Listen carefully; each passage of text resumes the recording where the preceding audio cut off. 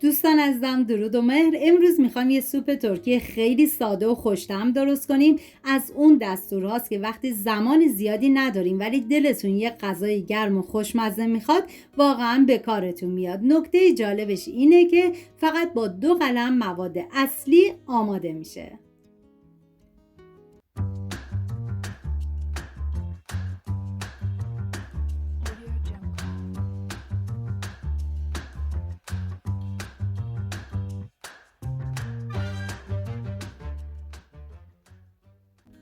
نیاز به 90 گرم رشته سوپ دارین که من به خاطر سلیقه خانوادم از مقدار بیشتری استفاده کردم، ولی شما از همون 90 گرم استفاده کنید.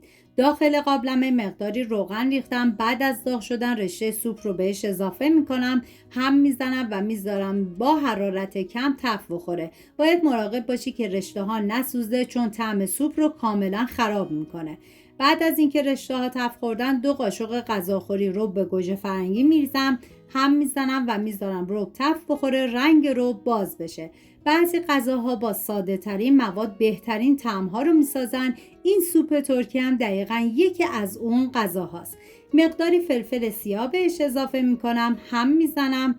این غذا برای 3 نفر در نظر گرفته شده. شما بر اساس تعداد نفرات مواد رو کم یا زیاد کنید.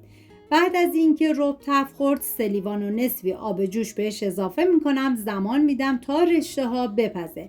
اگر عاشق طعم‌های جدید هستید بهتون پیشنهاد میکنم که حتما این سوپ ترکی رو درست کنید و از خوردنش لذت ببرید.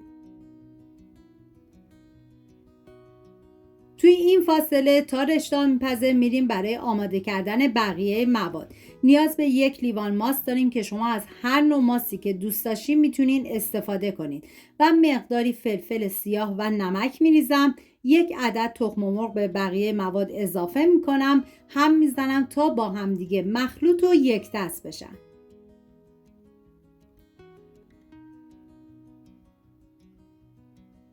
و حالا توی این مرحله مقداری از مواد سوپ رو برداشتم به این ماس اضافه میکنم، هم میزنم تا همدمای هم بشن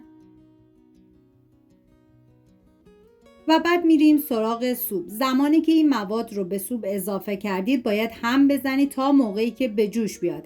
بعد از به جوش اومدن بذارید به مدت 15 دقیقه بپزه. تو همین مرحله هم شما میتونید نعنا داغ بهش اضافه کنید یا اینکه مثل من زمان سرو برای تزیین ازش استفاده کنید. امیدوارم این سوپ فوق‌العاده خوشمزه رو درست کنیم و از طعمش لذت ببرید. اگر این ویدیو براتون مفید بود خوشحال میشم کانال رو دنبال کنید و نظرتون رو برام بنویسید. سپاس از همراهی همیشگیتون. تا ویدیوی بعدی مراقب خودتون و خوبی‌هاتون باشید. تا درود دیگر، بدرود.